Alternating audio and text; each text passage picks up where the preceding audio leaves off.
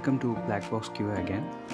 So, in this video, we will be discussing about the functions in Python, okay, the modules, packages, exception handling in Python, and also we will be discussing about the global and local variables in Python. Okay, so till now we wrote code sequentially, right? But in real world projects, so those require organized, reusable, and maintainable code. Let me ask you a question. If you need the same logic 10 times, will you write it 10 times? Obviously, you can write it, but that would not be a best practice. So, the answer is no. And that's why we use functions, modules, packages. And when things go wrong, we handle them using exception handling. Okay? So let's begin. What is a function? Okay. So by definition, if we go, a function is a block of code created once and reused anytime. Now, what would be its benefit? So benefit includes reusability, clean and structured code, reduces duplication, and makes debugging easier. Now, let me discuss that with a syntax. Okay. So before that, let me create another file and let me name it as functions. Okay. So if I discuss about the syntax of function, if I write the syntax of function, so function syntax basically it starts with def. Okay. And then it has the function name, and inside the small bracket it has parameters. Okay. And after that a colon, and then the block of code. So whatever code you want to write, so those will be written under this function. So it starts with def, then a function name, and then the parameters that needs to be included. Following there will be block of code. Okay. So let me make it more clear with uh, with an example of a basic function, right? So let me create a function with a function name called greet. So we'll write def, and we'll write the function name as greet, and then small brackets. Here we are not providing any parameter, so I'll leave it as empty. And then let's do a print which says hello world. Okay. Now if I run this file, so see nothing has been given as an output. We have just declared a function, we have written the code, but in output, there's nothing came while running this file. So what does that mean? So in order to execute any function, you have to call that function as well. And to call a function, you have to write simply its function name and followed by small brackets. Now if I run this file again, you will see what we have printed over here. What we have given text hello world, the same has been printed over here, right? So did the function executed when we defined it? No, right? So it is executed only when the function is called. Let me give you another example. Now this time what I'll do, I'll provide parameters also inside the function. So let me declare another function with a function name as welcome.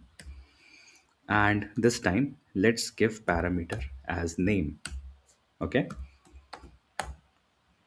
And now we will be printing hello. We'll be printing hello. And here we will be giving the parameter name.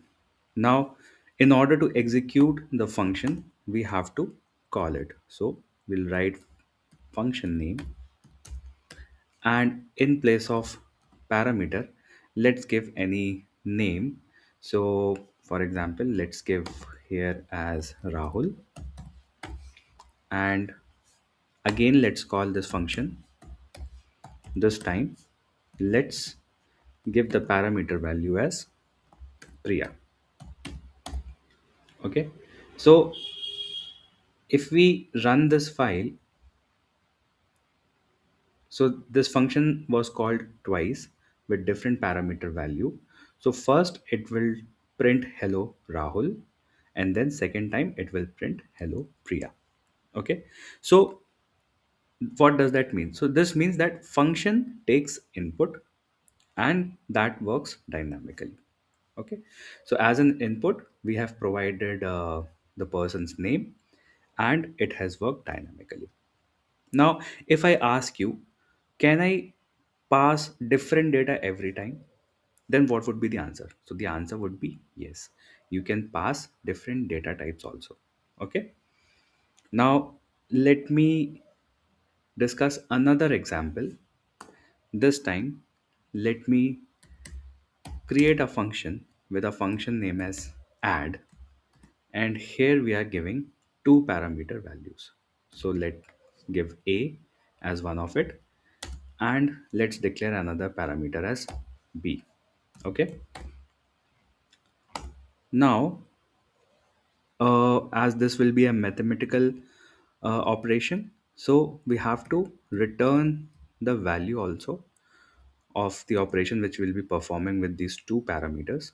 So let's write return a plus b. Let's do this. Okay, now in order to execute this function, we'll call this function, but for that let me create a variable called as result, and this will be the variable where we will be storing the operation.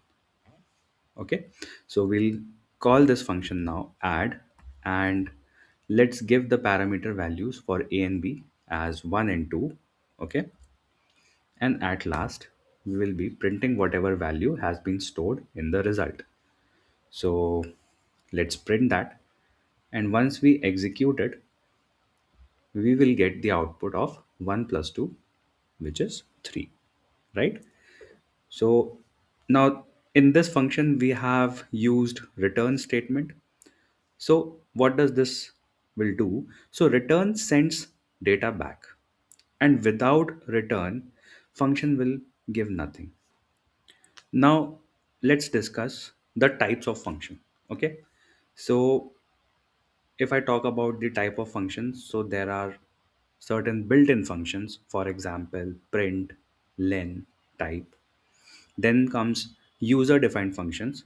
So those functions are the ones which we create them. So for example over here, the function which we have created was add, and this can be considered as user defined function. And the third type is lambda functions. So that's an advanced topic and we'll discuss it later in some time. Okay, so today we will focus on user defined functions, and lambda will come soon. Now coming to the another part of this video, let's talk some points about local and global variables. Okay, so some variables live inside a function, other live outside and are accessible everywhere, right? So if you have worked with other languages such as Java, there also you might have encountered this concept of global and local variables. So the variables which we declare inside a function, so that are called as local variables, and the variables which we declare outside of a function, so those are called as global variables, and they can be accessible everywhere. So let me explain this with an example. Okay, so for that let me create a function called as show, and let me create a variable called x and assign its value as 10. So now let's print this particular statement inside function comma x. So if we call this function in order to execute it, so we will write its name followed by small brackets, and here let's print x. Okay, so let's first run this file. So we will see an error over here which is pointing to this particular part of the code, and it says name error, name x is not defined. So why this error came, and because everything else looks good, so that means that x is local to function and outside world cannot access it. So here we have declared a function and x was local to this particular function. Now, when we tried calling it outside this function, it gave an error and said name x is not defined. Reason being, x was local to this function only. Now, similarly, let's talk about global variable also.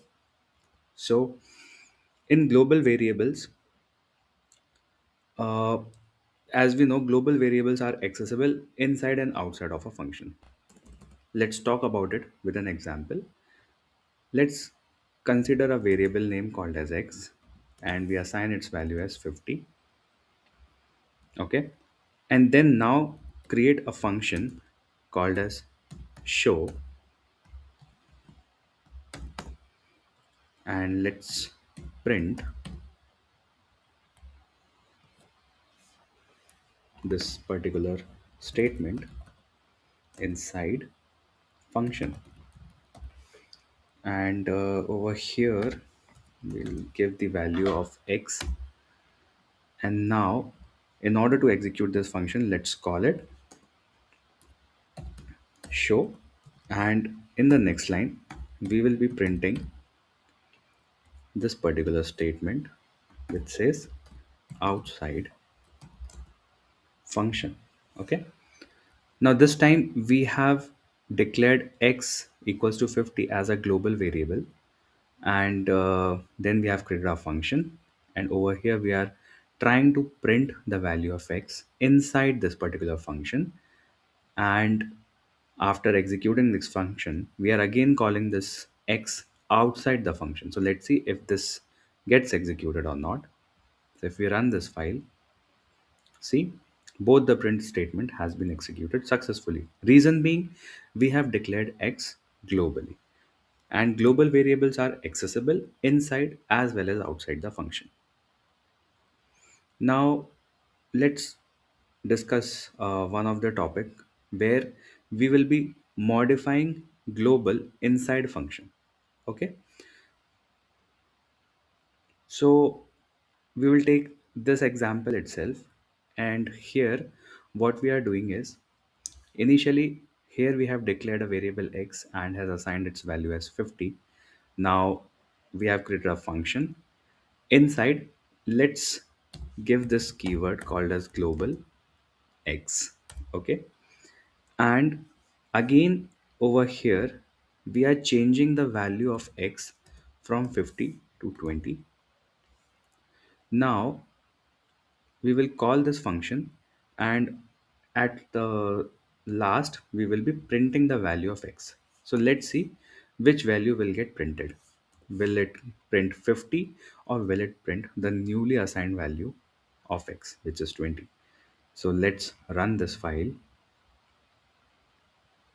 So see, it has printed value 20. So what does this mean? So using global keyword only when truly needed. Okay. So in this case, we have used this keyword called as global. So I would recommend use global keyword only when truly needed. And real world use case would be when we are dealing with configs or constants and environment variable. So there will be using keyword global. Okay, so this was all about the global and local variable. Now, moving to the further topics of this video, I want to discuss with you about modules and packages, right? So in real projects, they have hundreds of functions, and we don't dump all code in one file. So we organize using modules and packages. Now, what is a module? So if we go by definition, a Python file, as we have seen, all these are the Python file with extension as .py. So those Python file that contains functions, classes, or variables. So those are called as module. Okay. Now, Uh, for example, we can consider these files itself, which are having an extension of .py. So those can be considered as module.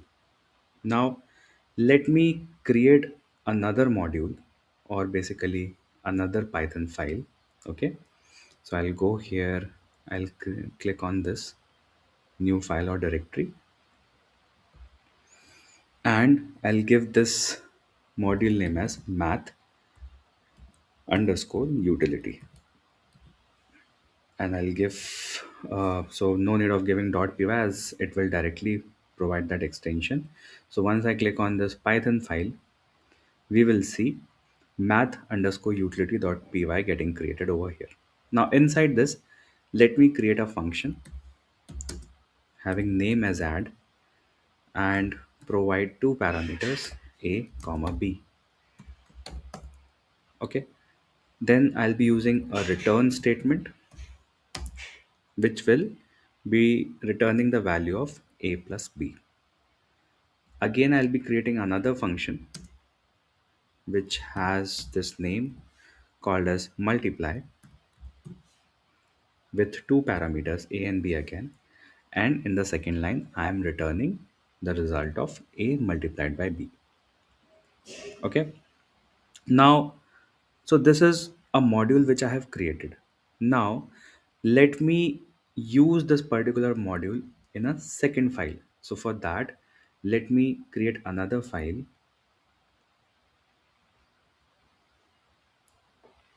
and let me give this name as demo module. Okay. So in order to use the functions defined over here in math underscore utility module, what will be the first step which we need to do is we need to import that particular module using import keyword. And beside that, we will be giving the name of that module, which is math dot underscore utility. Okay. Now, if I do a print with having inside this print, I'll be using this module name math underscore utility, and using dot operator I can call whatever functions is present in that particular module. So there are two functions which I have already created. One was add, the other was multiply. So let's call this add for now. Okay. And we will give the parameter values also. So this time let's give 10 comma 5. Okay. Same way, in the other line, let's try and print the results of multiply. So again, we will put this module name, and with a dot operator, module name, and with a dot operator, we will call this multiply function, and parameter value, let's give 3 comma 4. Okay. So if we run this file now, we will get the result of 10 plus 5, which is 15, and 3 into 4, which is 12. Okay. So see, this whole setup, it has solved the purpose of reusability, cleaner code, and professional development style, right? So coming back to the first question which I have asked, right? If we are working in a real project which has hundreds of functions, we don't dump all the code in one file. So for example, here we have created one such module which has add and multiply. Let's create another utility file which will have the functions of doing mod as well as division. So in this way, what will happen, our code becomes much cleaner, and all these functions becomes reusable. Means these functions can be called in several other Python files by just providing this import statement, and then we are good to use all the functions which are present in the respective module. Okay, so this was all about module. Now if I talk about package, right? So first let's go by the definition of package. So a package is a folder that contains multiple modules. We have discussed that all these .py files are considered as module. So let me create a new Python package now. So clicking on file, then plus new file or directory. So here we will click for creating a Python package, and let's give this name as demo package. So if we place all of these files which we have created, or you can say modules, into this under this demo package, so this will be called as a package, and package is nothing but a folder that contains multiple modules. So if I copy this and paste it under this demo package,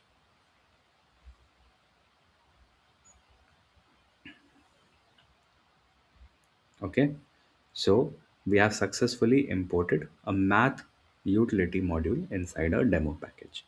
Now, while creating this demo package, we saw that this underscore init underscore dot py was created by default.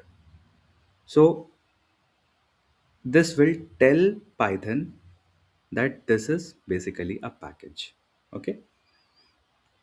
Now let's further explain this package concept with a example. So here we have created a math underscore utility module, and in a separate file we have imported that module, and with that we were able to use all the functions present inside it. Now there's this another statement. Okay, let's me clean this up. From demo package, okay, dot math underscore utility import add. Okay, so what does that means? Now we have provided the package name, and with a dot operator, whatever modules is present inside this demo package, we have called that module, and now from this module we are importing a function called as add, right? Now once this function has been imported to this particular module, then we can do all the operations. So let's try and print using the function name add, and inside it let's give the parameter values as 1 and 2. So if we run this file now, it will return the output as 3. Now we can also import multiply function. So in order to print this output of multiply function, we have called this function name and provided the parameter name as 1 and 2 again. Now this time if we run, we got 1 plus 2 output as 3, and 1 into 2 output as 2. So this is how you can call all the functions present inside a module, which in turn is present inside a package, using this particular statement. Okay, so does this look like a real world programming now, as we have seen how we can import modules and how we can import modules using package name and all the functions inside it? So you can see and have a look at it, which will give you a feel of a real world programming. Okay, so this was all about the modules and packages. So coming to the next topic of this video, which is called as exception handling. Now what are exceptions? So exceptions are nothing but consider them as an errors which occurs during runtime. Now why it is important to handle them? Because It prevents program from crashing. Second, it improves user experience. Third, it required in automation, APIs, Selenium script, and it also helps in debugging. Okay, so let me explain this with an example. So for that, let's create a new Python file. Let's give this name as exception handling.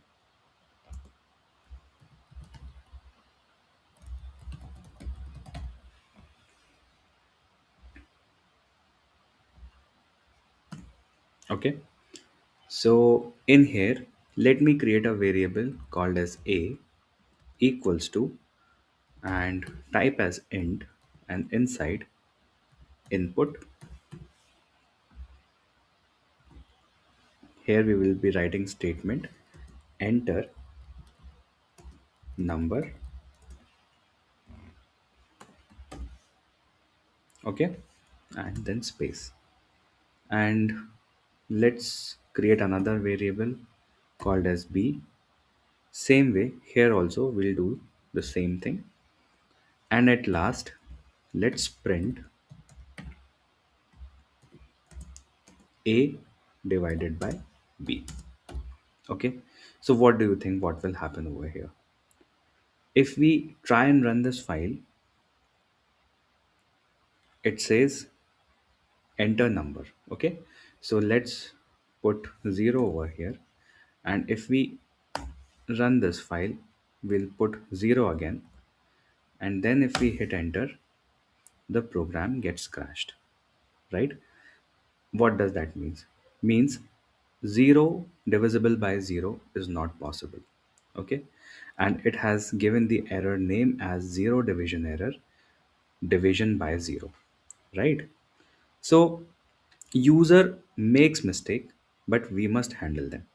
So in here, let's try and handle such kind of exceptions. Okay, so for that, we first method which we'll be using is try except. Okay, so we'll surround this block using try keyword, and in here we will be using except keyword, and here we will be printing something went wrong. Okay, so how it will help us?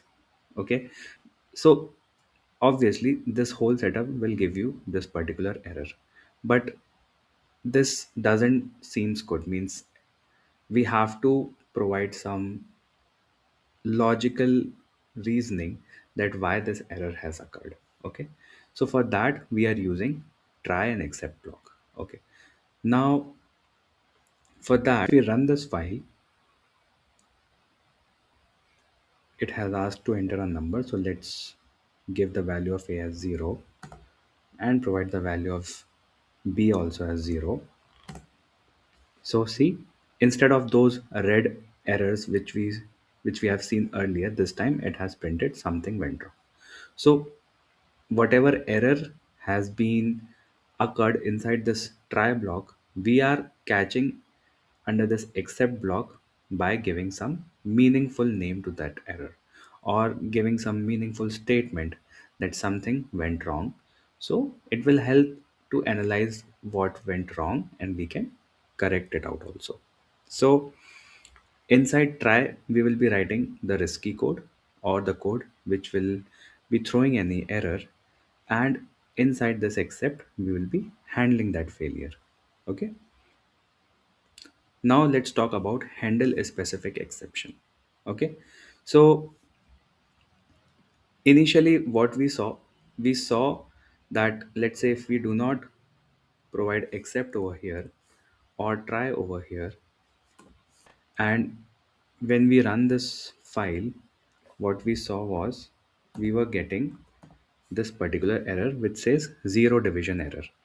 Now in order to catch the specific exception, now which was here in this case it was 0 division error, so we can write it in this way. So again, going back to that same arrangement of try and accept, so we will write try over here, and then we will be printing a divided by b, and then we will be giving this accept keyword, and here we are trying to capture the specific exception, which was zero division error. Okay, so in case if this particular exception occurs, what it will do, it will print this statement cannot divide by 0. Okay, and also let's accept another thing which is called as value error. Okay, and here also let's print please enter only numbers. So we thought that this value error can also come. So we are catching that in another except block with the same name as value error. And then if this particular exception comes, it will print please enter only numbers. Okay. Let's run this file. So again, let's enter 0 and then 0. So zero division error has occurred, and it has captured it, and it has printed this statement which says cannot divide by 0.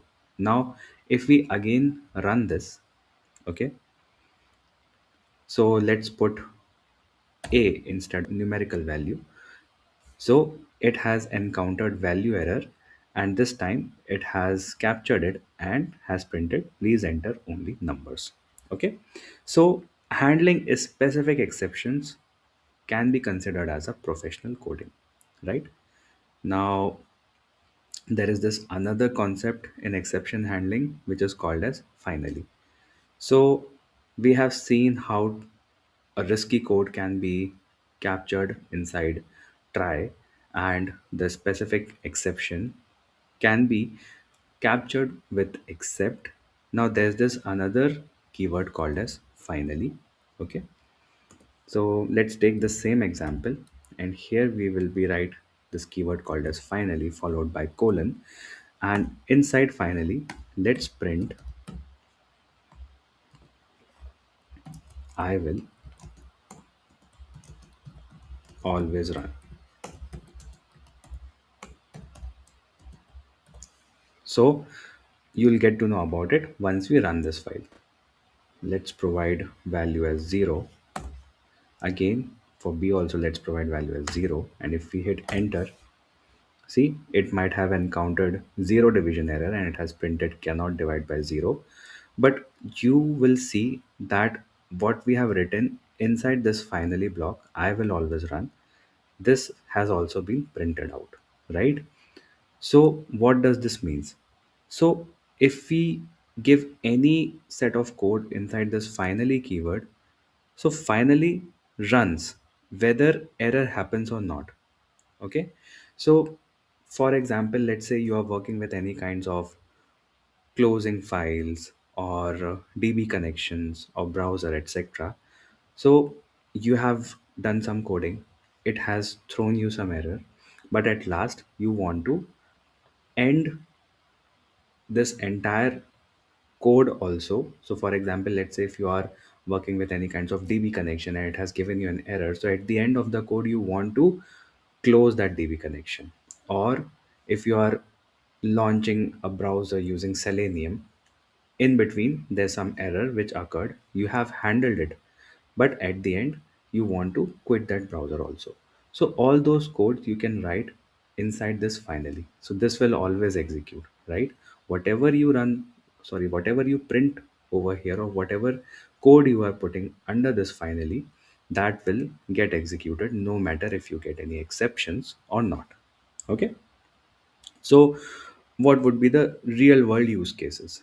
So, in case of functions, if I talk about real world use cases for functions, which we have discussed at the beginning of this video, so it can be used for repeated business logic. It can also be used in Selenium helper functions. and can also be used for API calls.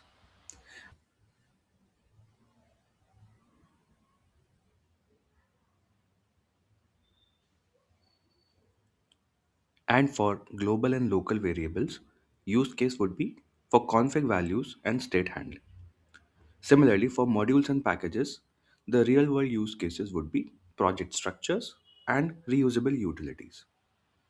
And coming to exception handling, so it can be used to prevent crashes, for Selenium failures, for API response errors, and for file handling. Now, your Python code is no longer a beginner level, and I must say this is a professional Python programming. So, today we've learned how to write reusable functions, manage variables smartly, organize project using modules and packages, and handle real world problems using exception handling.